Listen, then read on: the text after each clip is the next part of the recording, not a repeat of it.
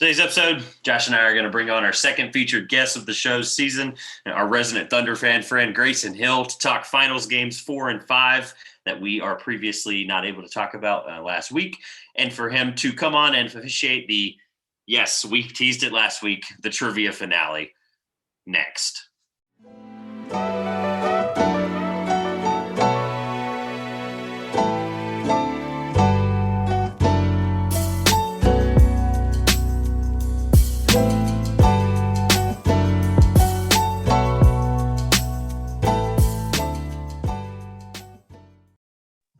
Welcome back to the Two Pointers podcast. I'm Josh. And I'm Trevor. And I'm Grayson. And we're back this week to go ahead and talk about games 4 and 5 of the NBA Finals between the Milwaukee Bucks and the Phoenix Suns. And then Trevor and I are going to duke it out to see who the winner is of Trivia in the season. Trevor leads by half a point, so it's as small a margin as we can possibly get without it being tied. Trevor's fist pumping, but he probably won't be by the end of the episode. I'll just get ballsy about that and see how it goes. All right, so moving in, we're in a very different position than we were last week when Trevor asked me if I was going to stick with my Milwaukee winning the finals prediction. The Bucks now lead 3-2. Trevor, what are your thoughts? My thoughts are that I feel like we've changed the narrative about 7 times since we being the general public who watched the series, and shame on anybody who thought the series coming into it was going to be quote unquote boring. Because if you watch these two teams play all year, I mean, nobody should be surprised by how dominant Giannis Antetokounmpo is. We'll get to him and his dominance in a moment. I'll let you and our guests go through some things first, and I'm sure he'll get brought up at some point in detail. But this series just has been every bit of the roller coaster I expected it to be. Unfortunately, for my rooting interest reasons, I'm disappointed so far through Game 5. But I am happy to see how Giannis has performed as, honestly, so far an all-time great in the finals. Grayson, what are your thoughts? I thought it was pretty interesting how, down 2-0, heading back to Milwaukee, how soon we forgot the position they found themselves in against the Nets and how they were pretty much, written off as dead. And then here they are in the finals, down 2-0, and here we go again. They won Game 3 kind of as expected, defending home court, season on the line. And then they ripped off 2 more after that, and here we are 3-2 Milwaukee. And everybody's writing off the Suns as dead. Heading back to their home court. So that could be very interesting for Game 6 to see how the Suns respond. They've got to avoid the big runs like they gave up after they actually jumped out early in the first quarter in Game 5. So it'll be interesting. And as far as CP3's legacy goes, I really hope he can pull it out and force a Game 7. I think we deserve that one after the season we've had. Well, it's funny, like they talked about at the end of the game on Saturday night that the Suns were the best road team in the NBA all season. Well, now they're going back to Milwaukee, and they must win on the road if they want to win a title.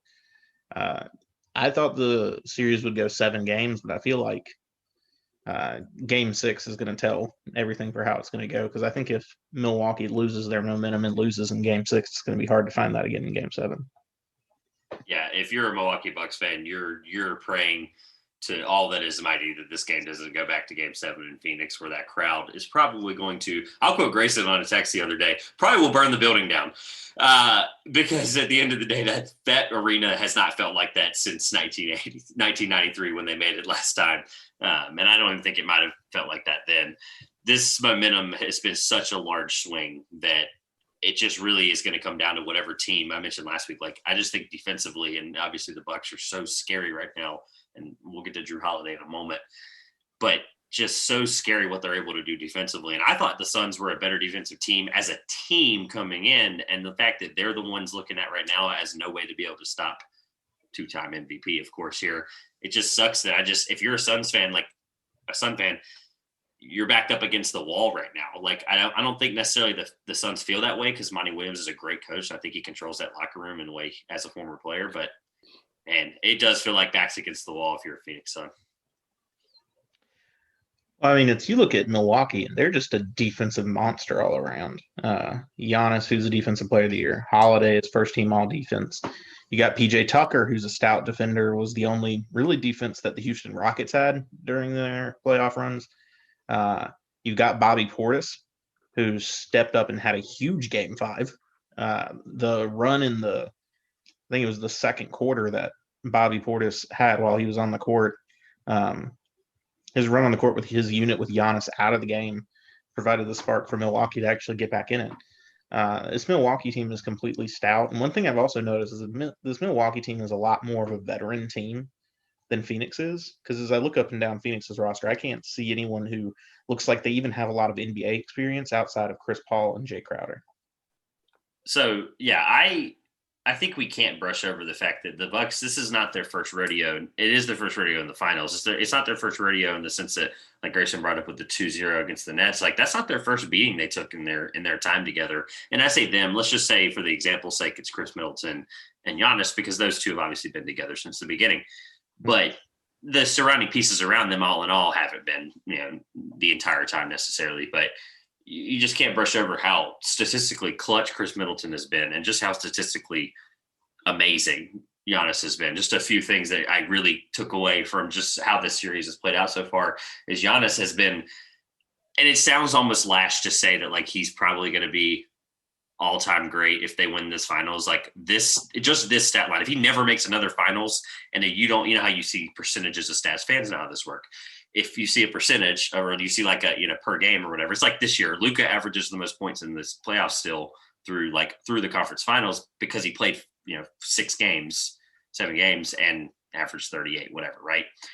But if Giannis never plays another finals game, let's say they won game 5, right? And he never played another finals game, he would leave the finals averaging 32.2 points per game on, I'm going to say this slowly, 61% from the field. That's expected of a guy like that, but that's unreal. That's like Shaq in 2000, in 2001, 2002. Good. 13 rebounds, bar none there. And then 5.6 assists. That number shocked me because it was very high.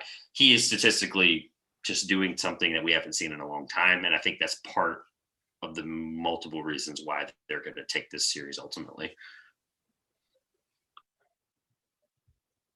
I mean, I think it's like Giannis is what you get if you take kind of the prototypical European basketball skill set and put it on an athletic monster, which nothing against the European players we normally see. They're usually not the athletic freaks that Giannis is that we see coming over. They're not 6'11". They're not incredibly strong in the paint. And then like the American players who are incredibly strong in the paint, we don't see them usually have the ability to use a Euro step, pass out of the paint, and take a lot of different routes to the basket. And so Giannis is just a whole different breed of basketball player than we've ever seen before. But anyway, the one thing I wanted to move on to, I think like we've spent a lot of time through this finals talking about Chris Paul and how great the trade was from Phoenix to bring him in, trading him for Rubio to get where we're at. And I don't think we've spent enough time looking at what Milwaukee did in trading Eric Bledsoe to New Orleans in order to bring in Jrue Holiday, which took a team who wasn't able to get past the Eastern Conference semifinals, wasn't able to crack that seal despite being the 1 seed 2 years in a row, get them to the finals and bring them within a game of winning that championship.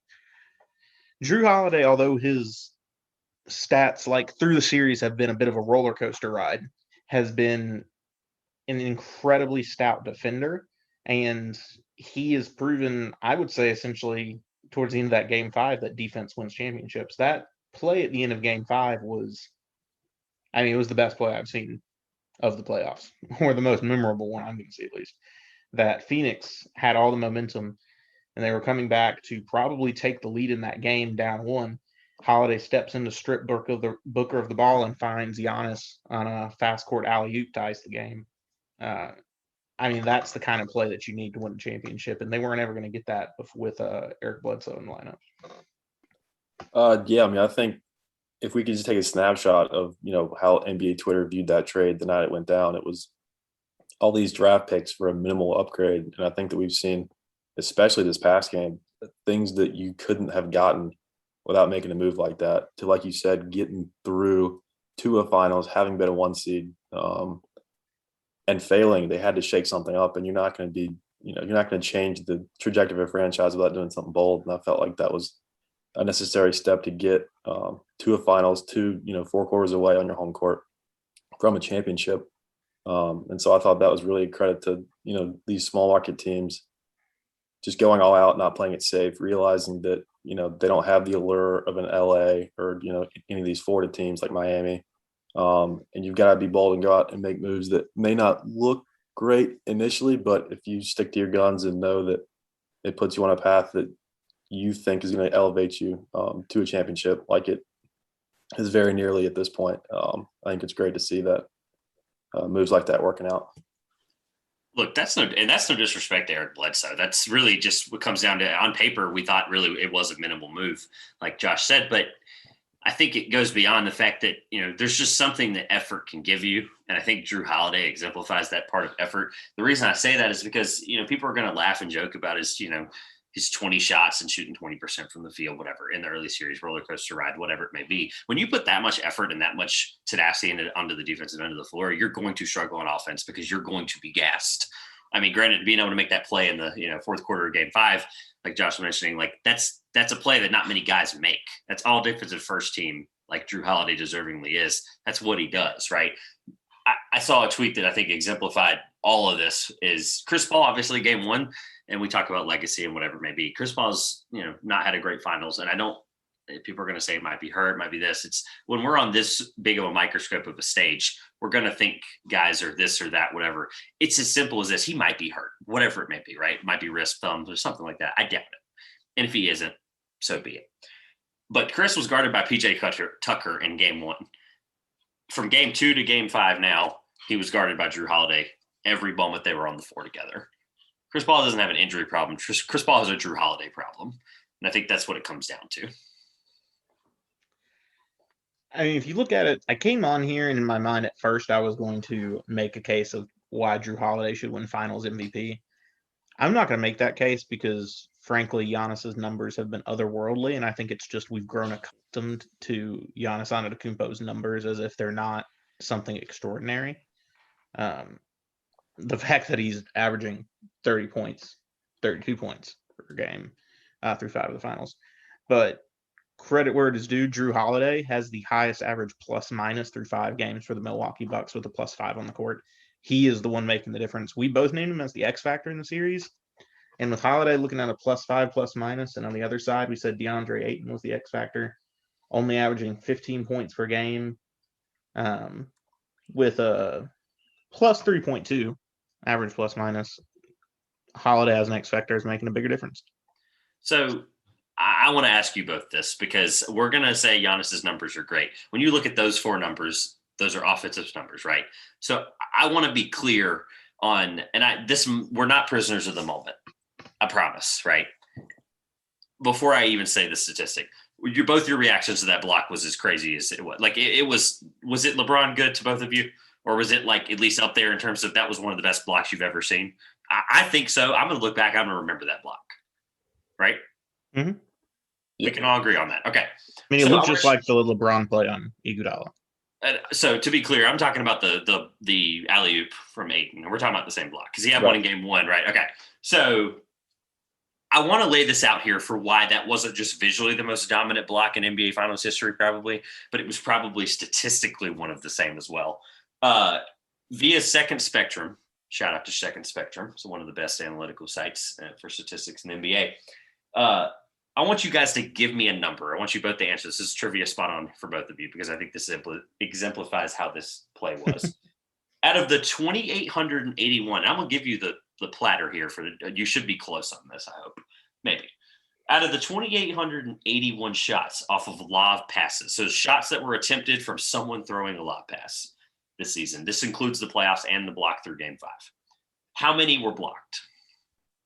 I assume blocked means that the person receiving the lob caught it and then was blocked.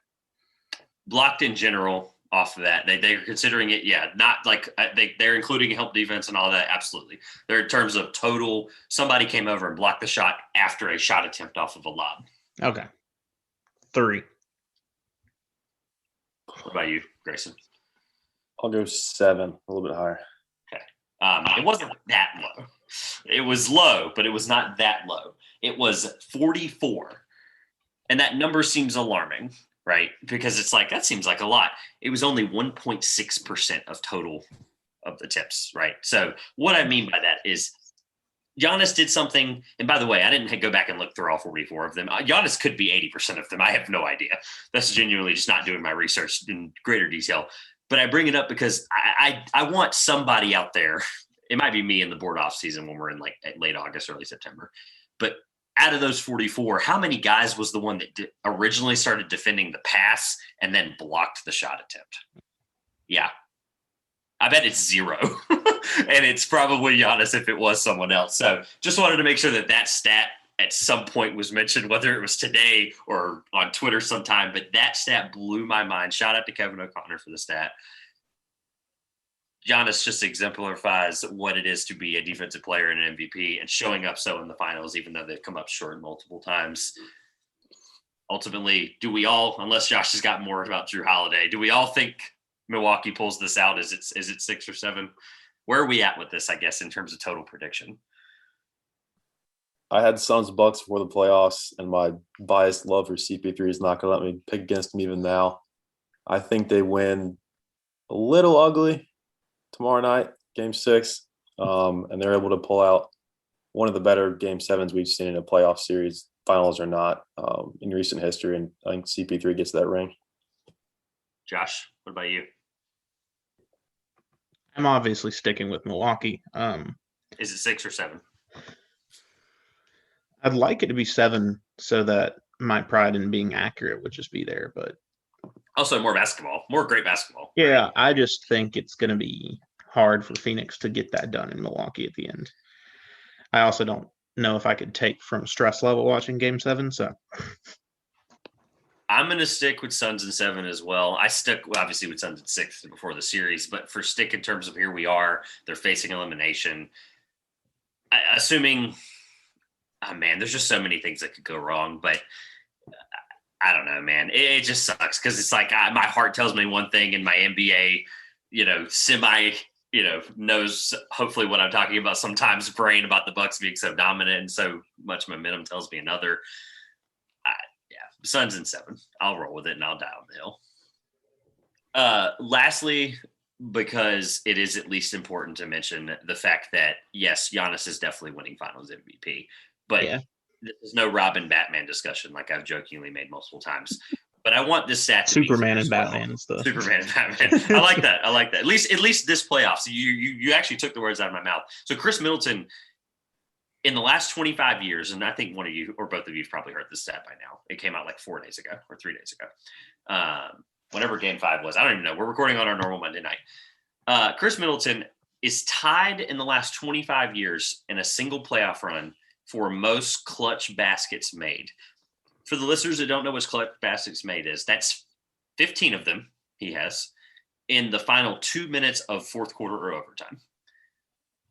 Think back to the Heat series. He made that one in overtime that basically sealed the fate of the Miami Heat, which their fate was sealed the moment they entered the playoffs. The game 1 fate sealing. Game 1 fate sealing, absolutely. They sealed it the moment they made the playoffs. So, sorry, Heat fans. But no, Chris Middleton is tied, and I left out who on purpose. Chris Middleton is tied with LeBron James in 2007, the same LeBron James that got that, let's just say, Cleveland team, for the sake of not being too harsh, that Cleveland team to the finals. And their path wasn't hard. Let's be honest. This Bucks path was a lot harder. And Chris Middleton has got them there. So wait. So Chris has been an anomaly. You're telling me that Zydrunas Ilgauskas wasn't taking the clutch time shots for Cleveland 2007? Nobody was, except for LeBron. Sorry, I had to cry. So Big Z is going to be forgotten about all time, honestly. He was 7'3". It wasn't like he wasn't a big presence for Cleveland in that run. I believe multiple defensive team as well. He has multiple of something, and I'm not going to lie, it slipped my mind. But I would like to say that Cleveland team is not as bad as people think it is. It's not great, but it's not as bad as people act like it is. I would say it's probably the worst to make the finals in the last 25 years. That's kind of the same. Probably, but it's not it's not as bad as people tend to say. Grayson, are we missing one? Is there a team that's worse than that? Am I crazy? I've been trying to think. I mean, they just seem like the 04 Olympic team of finals teams. The Pistons going into that playoff run to play the Lakers. Are they better than the Orlando Magic team that went to the finals? Yeah. Oh, yeah. Yeah. That Magic team was disgusting. That Magic team probably should have won a title at some point, but just I mean, it's great, but it's generational one of luck. those teams that you look back and you're like, it seems that because you had Dwight Howard and then your next best players were Jameer Nelson and Hedo Turkoglu and I Rashard don't think Lewis. history is not going to be kind to that good roster either. Yeah. Yeah. I mean, So you remember, I mean, Hedo Turkoglu shot like 45% from three. He wasn't messing around. But my thing is that Pistons team was coming into the playoffs was looked at as like they're not winning anything. So, I mean, but that Pistons roster looking now forward multiple years. loaded. Yeah, like they were good, man. They were good. So I love how we got on a tangent about finals teams because here we are with the like two most improbable coming into the season, right? Bucks not necessarily right. Small market team and a team that's a fairly large market that hasn't been there since the 90s. Hasn't been good. I'm glad you hasn't been clarified playoffs that. in 10 years. Glad you clarified that because I hear people on Twitter all the time and other circles as well, like say it's two small market teams. I'm like, it's definitely the Suns it's aren't not. small market. I've heard that, and I want to be clear that that's not the case. So they're not like the Suns. I mean, they're not like a top 5 market team. It's not like they're a California team or anything, which we're used to just seeing California teams in the Western Conference every single year. At like literally every year, actually. I mean, I can't remember the last time a non-California team won the Western Conference, but they're not. Yeah, I wouldn't call Phoenix a small market by any means. It'd be like if Atlanta made the finals and people were like, "Man, got a small market team from the East." yeah, but they were even talked about like that for a little bit there. People kept saying small. I'm like, they're not. They just haven't been in the limelight in 8 years. They're right? a relatively small basketball market, but they're not. Yeah. It's not like we're talking about Charlotte here. All right. Well, before we get into trivia, we wouldn't have a Thunder fan on. Okay, first of all, like OKC Thunder, to be clear. Speaking of small and not markets. at least speaking of small markets, right? Seattle relocation there. We would not at least ask, I've got a draft question prepared. I don't know if Josh has anything prepared, but we at least want to know, just assuming that, and I think there's a move happening. I don't know if it's the Thunder. I've mentioned Thunder Cavs before as two teams that kind of just wouldn't surprise me. But assuming, let's say the draft just order-wise stays the same right this moment, and we assume Cade goes 1. Where, I guess it would be a 2-part question. Who do you think they pick and who do you want? They're 2 different answers, I would assume. I think if they stay at 6, they go Scotty Barnes out of Florida State, which I'm slowly being a little bit more high on as Oklahoma City Thunder Twitter has started to embrace him as a possible guy there. Maybe Kuminga if he falls to 6. My dream draft night scenario is we get up into the top 3 and get Evan Mobley. But I realize that is very wishful thinking. And I learned on draft night that, just because there's a certain % chance of something happening does not mean it's going to happen. Instead of 1 and 5, we got 6 and 16. So preparing for, I won't say the worst, preparing to stay at 6, hopefully getting a guy like Kuminga or Barnes that, with our timeline, we can kind of wait on a little bit as SGA's game grows and the rest of the young guards around him, Maladon, Dort, etc. But if I could pick what we do, and I'm not smart enough to sit here and map out the trade, what it would entail. But if we get to 2 or 3 and grab Evan Mobley, that would be dream perfect scenario for me 10 days from now. So first, before Josh asks his question, is I have to say, like, I think a lot of people are forgetting that this is a 6-man draft. And people go, what do you mean? It's like Scotty Barnes is, in terms of potential, like, he's being compared to Jonathan Isaac and some other guys of length that we'll cover next week in our draft preview. But I think a lot of people don't realize as well, like, what is an extra? He's a way better scorer than Jonathan Isaac. I'm just throwing that out there as like the length comparison, right? So I think a lot of people forget, and like that's why I think it's fun to ask that question at 6 because somebody's falling. I mean, it's a matter of, is Barnes falling because he's really the 6th guy? It's not really a fall, right? But like, is Suggs falling, right? Is a guy that's a little bit older? Like, what are we looking at here and going, Jalen Green's not falling? I can tell you that. Like, I'm gonna spoil my take next week. Like, Jalen Green's not going anywhere, and he might be too. Like, I know that the Rockets like look at Mobley as like, and this is my second thing is, I know you said Mobley or whatever. Like, you're not going to pry the 2nd overall pick when they have an opportunity to take I'm not calling Mobley. Let me just be 100% clear. I am not calling Mobley a comparison to Olajuwon and Sampson, but they are a franchise in Moses Malone and guys that they have had a lot of all-time great centers. Yeah. Are they going to pass up Yao? Thank you. This is the second time I've forgotten Yao. Thank you, Josh. But my point is, are they going to pass up again or not? In this case, are they going to not pass up again on a guy that could be all-time great at the big man position? Probably not. So I just love the intriguing thought there. We are talking about the team that traded Clint Capella to Atlanta for Robert Covington. Current style, yeah, that scares me. And the Clint Capella that was a dominant big man through the season and getting Atlanta to the Eastern Conference Finals. So, yeah, that's why I've been like, I'm not shocked that the Tide is switching to green here. I was thinking like Houston should pick Mobley, but like the way their front office wants to design a team, it's just going to flip to a guard. Grayson, I do have one question for you. I hadn't thought of preferred or anything, but I do have one thing that's burning in my mind. All right. Why are you a Thunder fan? Oh, I like that. Or how did you become one? I just I make I it know the not answer sound to like this. in a bad way. I don't think anyone would.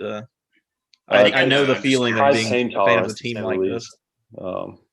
But when I first really started watching the NBA consistently as a kid, I loved the Seattle Supersonic uniforms. I thought they were the best uniforms in sports. And agree the with next year, they relocated to OKC and became the Thunder. And at that age, I didn't really understand what that meant. I thought the Supersonics like folded and were gone forever. And then I realized that that's not how that worked, and they were just going to be in a different city. And I just kind of followed Kevin Durant, unfortunately, to the Thunder. They drafted Westbrook that first year in OKC. So not all sellouts, but yeah, and just kind of stuck with them from there.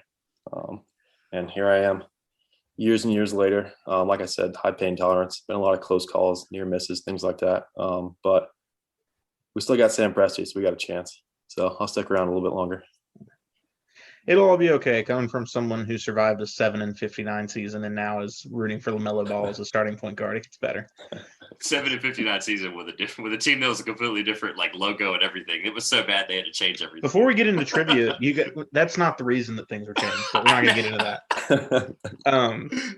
I still have a Bobcats jersey. Still there. I know. Can either of you name the player that was the highest scorer that season for the Charlotte Bobcats? Leading scorer when they went 7-59. Gerald Henderson. It's Gerald Henderson. Yeah. How much did he average per game? Like maybe 14 or more. I don't really know. 14 and a half. Oh! Wow.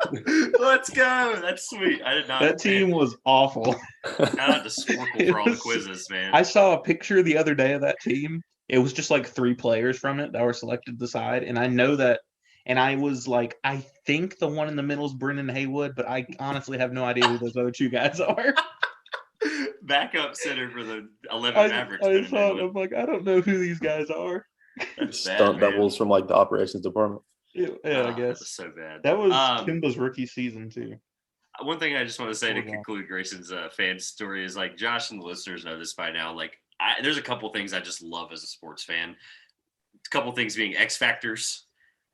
I love origin stories of fandom. That was really where I was getting to. And then just in general, just I love like sob stories about guys that like became number 1 overall picks. It's like just little things that just warm your heart, right? But no, I love how fans can become fans of the most random teams in the most random places for the most random reasons. So I love the fact that it came down to a hot take. I didn't really like the jerseys, but it came down to a jersey, and here we are. As Sonics jerseys, Grayson. I like some of them, to be clear. I like some of them. There's a couple I'm just not a fan of, but that's awesome to hear. So, are we ready to this format? By the way, let me just be clear to the listeners: this format is going to be good for only 2 reasons. One, they can play along for the first time ever, really, because the format's tough to play along when it's like 9 choices of answers. This is a multiple choice format for the most part. The listeners can play along, but otherwise they're going to have to sit through a lot of silence. I will cut it down as best I can. I will make that promise. I will sit through it all and cut it out and make sure it fits, but there won't be much after question 1. Josh and I humming and hawing about the answers. We want to obviously get through the answers and see the score. Grayson, you're going to have to fill in commentary. Yeah, you're going to have to like That's really awesome. roll with this. So this is going to be fun. Let me get my notepad to make sure I write the answers.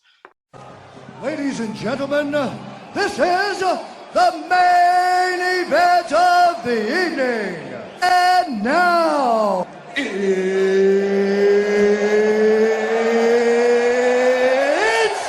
time!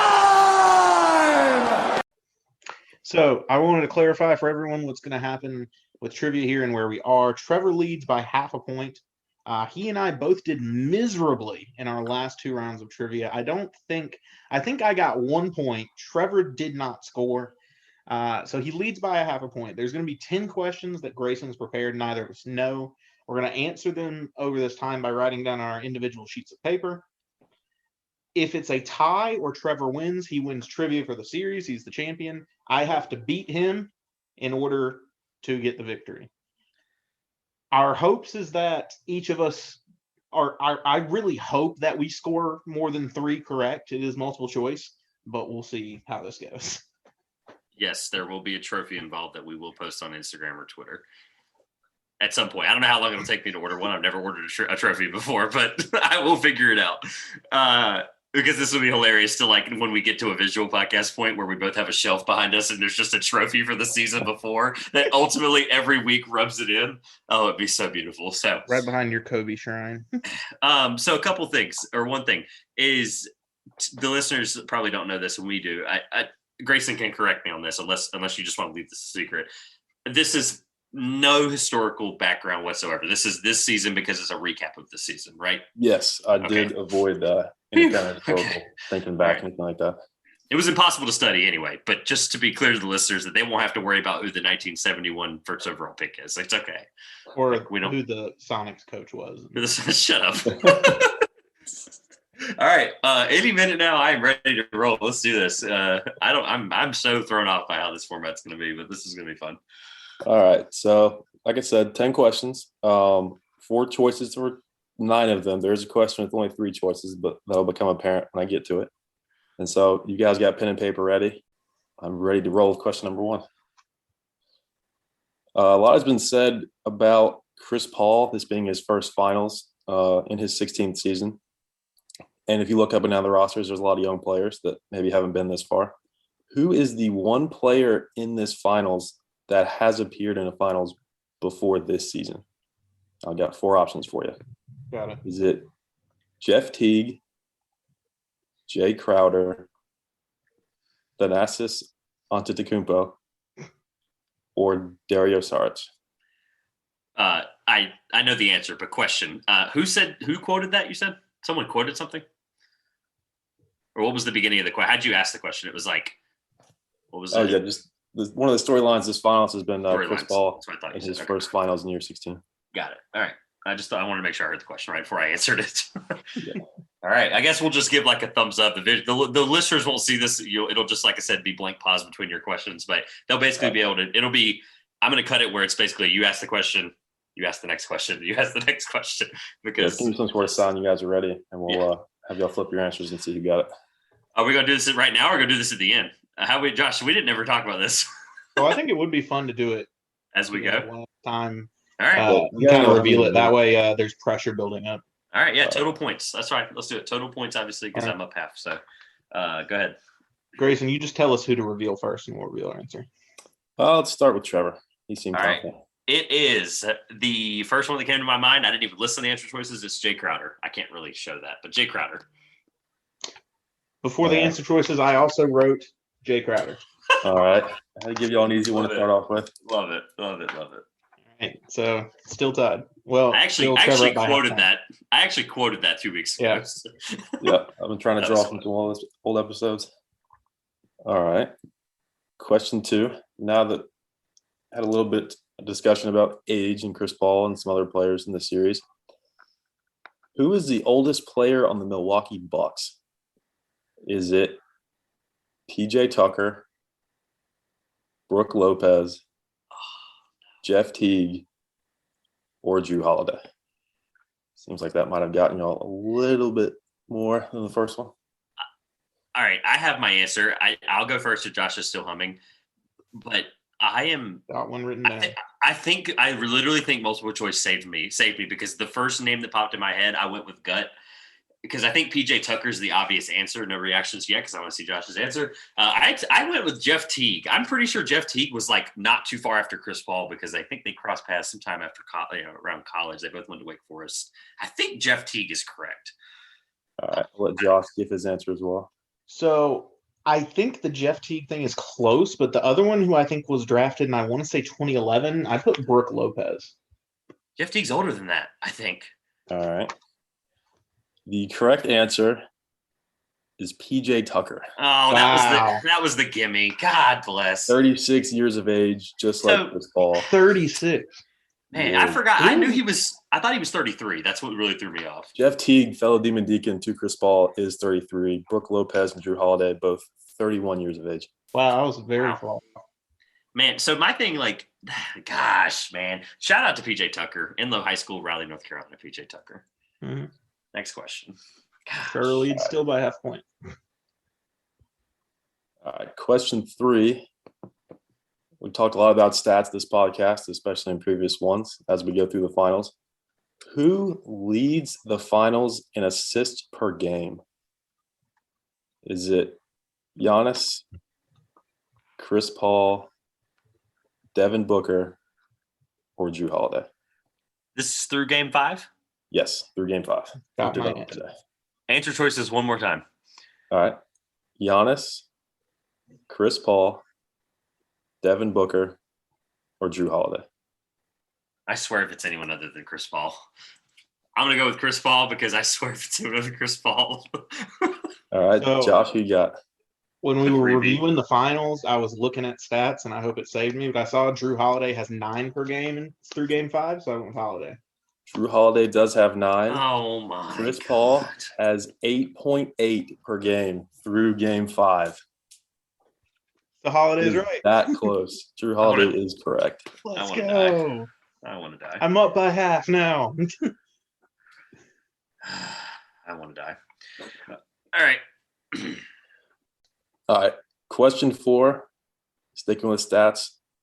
How many 40-point games have we seen this finals between both teams combined? I hate you so much. Oh, really? I saw this 2 days ago and I can't remember. Is it 3, 4, 5, or 6? I hate you even more for doing one after the other. Trevor's using his fingers to count. Hold on, what were the answer choices again? 3, 4, 4, 5, 5, or 6. or 6. I have not been paying close enough attention. Oh my God, I haven't either. I think it's the okay. I have an answer. Don't rush, Josh. I have an answer. You're already up 1, so I have time to make it up if this is completely wrong. This was a stat news question, so I really hope Trevor got this one. I haven't been on Twitter much in the last 2 days. So my thought process was Devin Booker definitely has 1, only 1. And Giannis definitely has at least 2, and I hope it's not 3. It's 3. Josh? My thought process was to go with 3, and I hope I didn't overthink myself because I thought he's going to put the answer in the middle, so I put 4. Oh, no. The answer was 5. Oh, What? Did Chris have a 40-point game? okay, you're going to have to list off who they are. Chris Middleton, I mean. All right, I had that ready. I was like, did Chris Middleton, sorry, not Chris Paul. Did Chris Middleton have a 40-point game and I not realize it? He did 40 on the nose. I was When? right looking it through logically that it would be one of the answers in the middle, but picked the wrong Thank God one. it was 5. Oh, Josh, Yeah. that you almost got me there. That was, ooh. Okay. All right. While Grayson is pulling that up, it's through 4 questions. Josh is up 1 point. Half of a point. Or half of a point. Sorry, yeah, you're gonna have to help Because me you keep up did with this that. stupid half-point question. Little bit. I know it might actually mess me up in the end. But, I mean, it's the half-point question is why we don't need a tiebreaker in this. I know, I love it. Tiebreaker would have been awful. It would have been like name as many like guys that started in the last 10 years in the finals or something. It would have been like 30 seconds. That would have been a great question, actually. Saving that one for later. All right, what is it? I found the tweet, so I'm not crazy. I'm going to go consult Basketball Reference, which is where I found out who they were. Oh, I did see this tweet, but they weren't detailed on the players. I know exactly what you're talking about with Devin in the background, or it was like a picture of Devin or something. Yeah.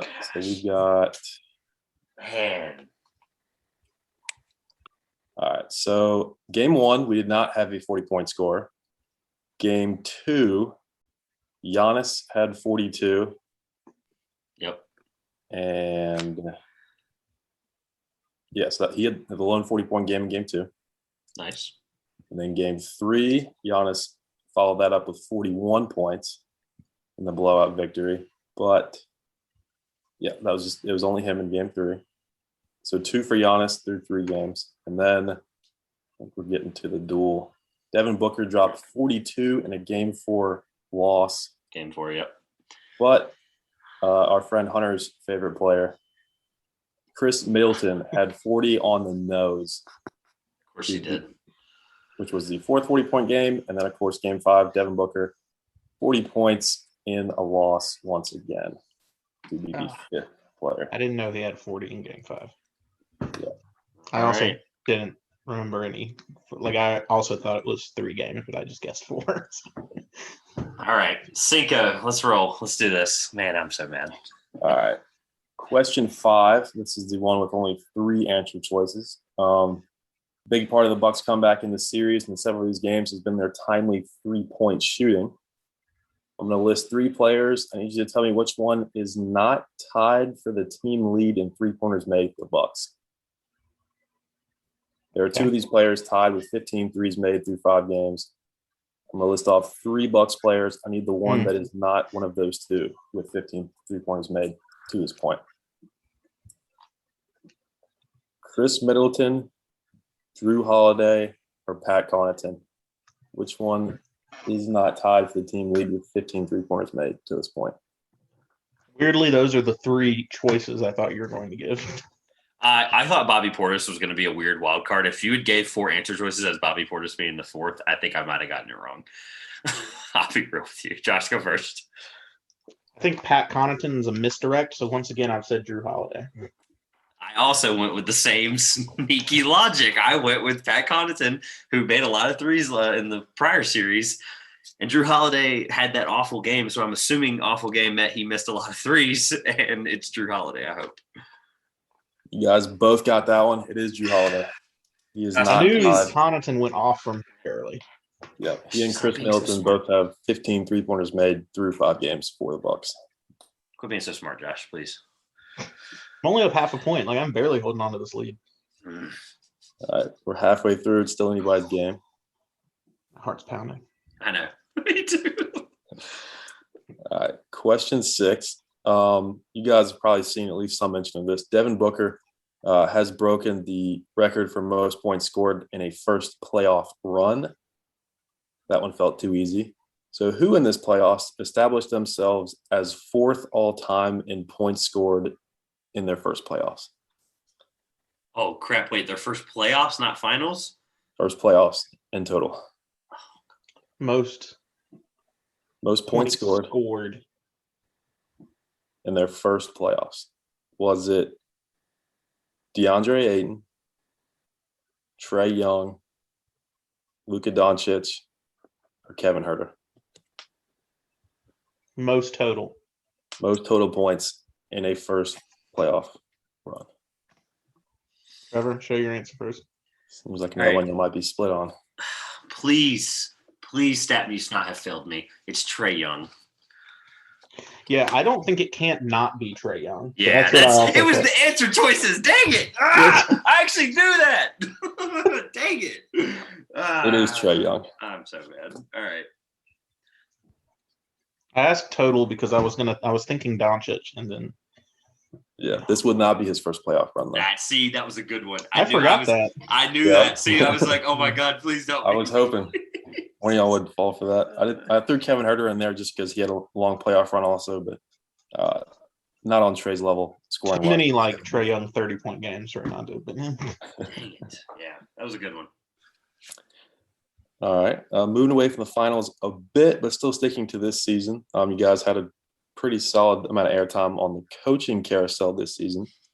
Not counting the Atlanta Hawks, who had an interim coach be made full-time coach, much deserved. How many head coaching openings were there this season? Oh, gosh. I hate hate you so much. Is it 4, 5, 6, or 7? So again, Nate McMillan does not count. He was interim coach, led them to the Eastern Conference Finals, and was made full-time coach after that playoff run. This is where I wish the format wasn't entirely. I wish this was like Jeopardy format, where it was like, or like not Jeopardy, Price is Right, where it was like, all right, I said 6, so he said 7, whoever was. Dang it! All right, give me like a few moments here. So, what are the answer choices again? 4, 5, 6, 7. 4, 5, 6, or 7. Okay, I feel pretty good about this one. All right, I don't. Hold on, give me just a second. I'm still thinking. I just had to list off the teams. Yeah. And then also I just remembered a headline. So feel good about this. All right, I'm definitely missing one. Josh, go first. I've already got him. So I'll show in a second, but I feel good about this answer because I saw a headline today that I now remember that it's historic because 5 of the 6 openings are filled by Black coaches. So 6 openings. All right, Trevor, what you got? Oh, that doesn't look good. As a notepad hitting a forehead for those listening at home. What does it say? I really hope that it's not 7 because I went with 6 because I think I wrote down all 6 that I remember. And I think it's 7. That's why I'm so mad, but I went with 6. And I hope we're not tied again. What's up? The correct answer is 6. Oh, okay. All right. Okay. I'd rather tie with you only have I'd rather tie than lose on an answer. I'm so mad. God. I've seen someone so upset. Good question, right? Well, I got 3 more, and you need to lose. You need to miss one. So I need to get 2 5 out of 7 so far. I've done way better than I expected. Trevor's gotten 4 out of 7. Leaves me with half a point. Yeah. Yep. All right, getting into late stages now. Question 8. How many regular season games were played this season in the modified post-COVID schedule? Normally 82, but obviously short off-season, things like that, they had to adjust because of COVID. Different game total this regular season. Was it 70 games, 72 games, 75 games, or 78 games? Again, normally 82, but in the after effects of COVID, they had to adjust this season as well. And they altered the number of games played in the regular season. I hope no fan anywhere had to learn something from this question. I really hope not. At least the 82 game thing. All right, Josh, what do you got? I mean, I thought this one was easy. 72. Yeah, it was 72. We didn't have to spend time on it. Yeah. All right. That's a freebie. All right. So, question 9. If I get this right and Trevor gets it wrong, it's all over for him. But Wrap. as long as he gets it right, it comes down to the last question. I might not even get to my Olympic bonus questions. Or G League players. That's the 10th one. Oh, God. All right, second and last question. You guys mentioned my beloved Oklahoma City Thunder earlier. I knew you were going to do this. I almost went back and read their like basketball reference page just to be safe. They do have the most picks in this upcoming NBA draft. What I need to hear from you two is how many total picks between both rounds do they currently own in this year's draft? Thank God for multiple choice. Is it 4, 8, 5, or Wait, what? 6? Did you just say 4, 8, 5, or 6? I'm trying to switch it up. I've had a couple numbers in order. I'm trying to throw you guys off with this one. Answer choices one more time. 4, I'll do an order this time. 4, 5, 6, or 8 across the full 60-pick draft before Sam Presti works his magic and brings Cade Cunningham back to Oklahoma. That would be so poetic. I might shed one singular tear. Oh, my God. I hate the answer choices. All right, looks like Trevor's ready. Josh, how you doing? I'm ready. All right, I'll go Josh first. If it is 8, I will gladly lose because that's ridiculous. I said 6. All right. Trevor. I went with the exact opposite of logic, and 6 and 8 seem like way too high of a number. And if I'm correct, this is where I hope to God my draft knowledge catches up to me. If I'm correct, a lot of their second round picks don't start coming through until like 24, 25, and 26. And I hope that it's 5 where it's I went with 5. 2 in the first round that he already said, which is a freebie. 3 in the second. When in doubt, do not doubt Sam Presti. They have 6 draft picks. Boom! Winner! Let's go! I'm never going with logic ever again. That's what this taught me. 3 in the first, as most people know. 3 in the second, that some people do not know. You forgot one in the first, Trevor. Wait, hold on. What? 3 in the first. Yeah, we got 6, 16, and 18. 18. Knew there was another. That Heat pick. 18. All right. No, I'm just kidding. I was going to ask, is 10 hard enough it's worth double points? No, at least let's do 10 just to round it out. No, I lost. I will take my half-point win going into the final. I will vote for a new final next year. That was a bit off the wall. I was hoping I could maybe get both of you guys and miss this 10th one. But just for the fun. Let's see what happens. all right, I'll give it to you anyway. Which NBA team heading into this offseason has the most cap space? Ooh, that's a good one. But you're giving choices. That helps. If this was just a random draw, I'd be screwed. Is it the San Antonio Spurs, the New York Knicks, the Houston Rockets, or my Oklahoma City Thunder? I know it's not your Thunder. Let me just be clear. Thanks, Kemba.